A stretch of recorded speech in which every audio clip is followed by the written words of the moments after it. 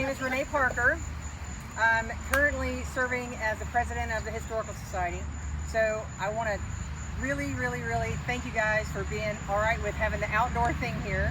While I like to brag that our museum is tiny but mighty, we are in desperate need of a larger location. So this is a wonderful thing that Deb and all of you have put together. Just the camaraderie from people that are some struggling, some not struggling in small business. There's something to be learned and something to be gained by everybody working together.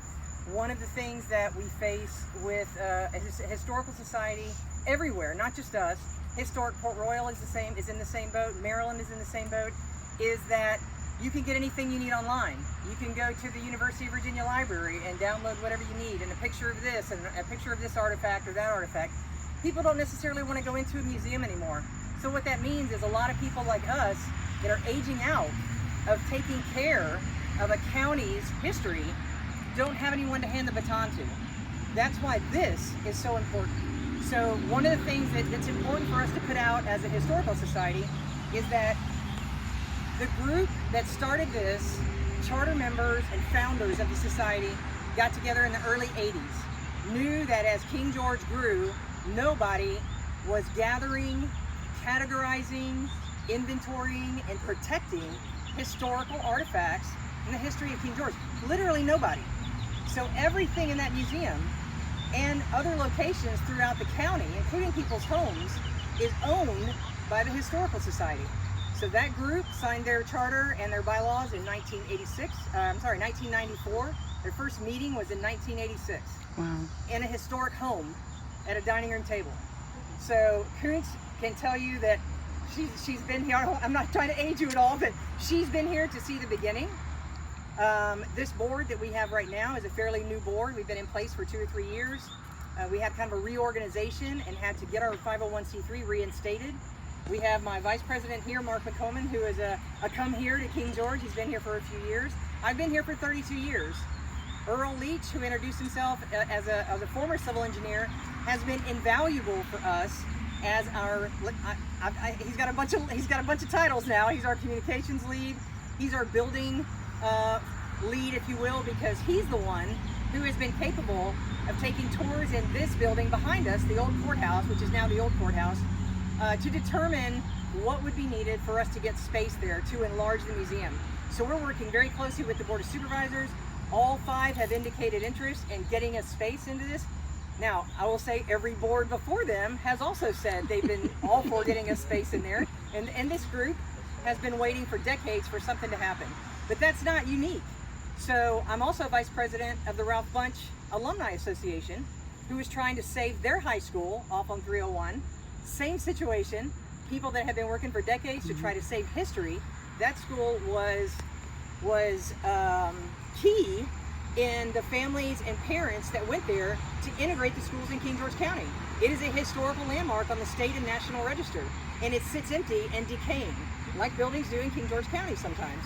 So our effort here is to keep protecting, keep building. We get donations all the time. We just had a couple come in last week and donate a beautiful quilt from about the 1860 era from their family. Some of the family was located in Maryland. The family member that gave them the quilt was a great-grandfather who was in the King George area. And then they have family in the Chesterfield area in Richmond. So things like that are always happening. The vision for the museum is so that people can walk in, sit down at a computer, do their genealogy. We've got 3 people in our memberships who are very skilled genealogists, very skilled historians. Lee's going to be joining us in that aspect. People email us all the time and say, I had a family member, whatever, I have a gravestone I know is somewhere, can you help? I'll forward the email to several of our people that I know are good at this, and within sometimes the same day, but within a few days, we have an answer to give somebody where they would have nowhere else to go if it weren't for that. The county is well aware how passionate we are about what we have in there. I welcome any of you to come in and take a look. It is tiny, but you'll be shocked at the different artifacts and the eras that they cover. Literally every war, Native Americans, Black history, just about anything you can think of. And again, we have a storage unit that has even more. I've got a 200-year-old couch in my house. We've got 2 or 3 other homes that I know of that have property from that the Historical Society owns. So my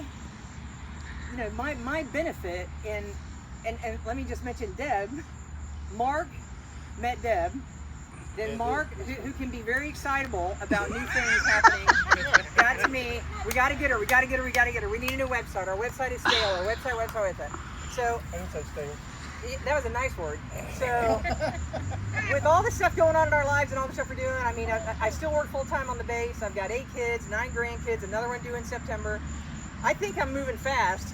Deb is like, I need this right now tonight. And I tried. Finally, she launched the most beautiful website. I just keep looking at it. I just keep going, it's my website, but I just keep looking at it as if I'm looking at somebody else's toy. You know, it's beautiful. We're going to be able to sell some of the things that we sell. Mm-hmm. We're working against the idea that all we are is a group of people that sell ornaments. Mm-hmm. So our ornaments, by the way, are made by the same maker as the White House ornaments, and people do love them, and we do sell them every year at the Fall Festival, and they're big sellers, but we do a lot more than that. And we sell a lot more than that, and some of that's going to be for sale on the website. Mm-hmm. But this benefit is to maybe ask for your help in connecting us to people that care about history. And I don't mean I need them to come in and staff the museum for 4 hours. I need people who know a little bit about IT, who know a little bit about, well, even the real estate stuff. Right now, we make a decision. Do we wait on the county to decide what's happening here, or do we try to buy a place? B. So okay, so we have a tiny bit of money when we're talking about something like that at $60,000 or so, but we're also a 501c3. We'd love for somebody to donate a place to us and write it off. That's what happened to Historic Port Royal. That used to be a bank down there, and they gave it to the Historic Port Royal group, and it's been their museum ever since, and it's lovely. So things like that can happen. And we're not in a position to just keep waiting.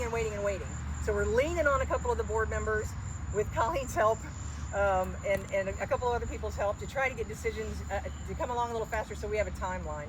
But this has really been educational for me, just to see what you've done with a group like this, and that Deb has put this together.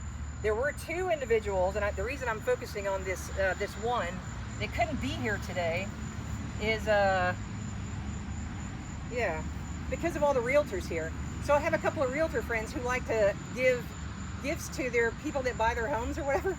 This is a gentleman that works right up the road here at American Signs, a little business card place, and he does on the side he does cutting boards and little gifts, little candle holder things. They're beautiful. It's beautiful work.